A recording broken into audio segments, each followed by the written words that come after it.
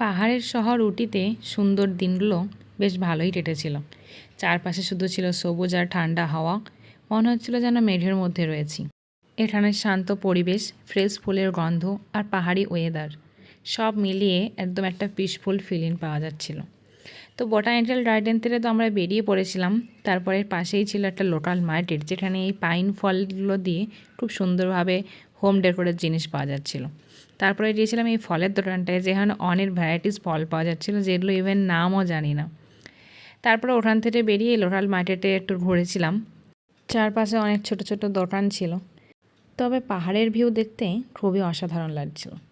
তারপর ওখান থেকে বেরিয়ে আমরা গিয়েছিলাম বোট হাউসে। যেহেতু উইকেন্ড ছিল, তাই প্রচুর লোকের সমাগম হয়েছিল। আর এই জায়গাটা পৌঁছাতেই ঠান্ডা হাওয়া আর এই সুন্দর লেক ভিউ পুরো মুডটাই ফ্রেশ করে দিল। চারপাশে এত গ্রিনারি আর কাম এনভায়রনমেন্ট ছিল। লেকের ধারে অনেক মানুষ বোটিং করছিল। এখানে অনেক ধরনের বোট রাইড ছিল, paddle boat, row boat, motor boat. আর লেকটা প্রচুর বড় ছিল। আর সামনেই ছিল খুব সুন্দর একটা বসার জায়গা, যেখানে বসে সবাই লেক ভিউ এনজয় করছিল। আর পাশেই ছিল ফুড কোর্ট, যেখানে বিভিন্ন ধরনের স্ন্যাক্স পাওয়া যাচ্ছিল, যেখান থেকে আমরা নিয়ে নিয়েছিলাম কর্ন। আর কর্ন খেতে খেতে আমরা এই লেক ভিউটা এনজয় করেছিলাম।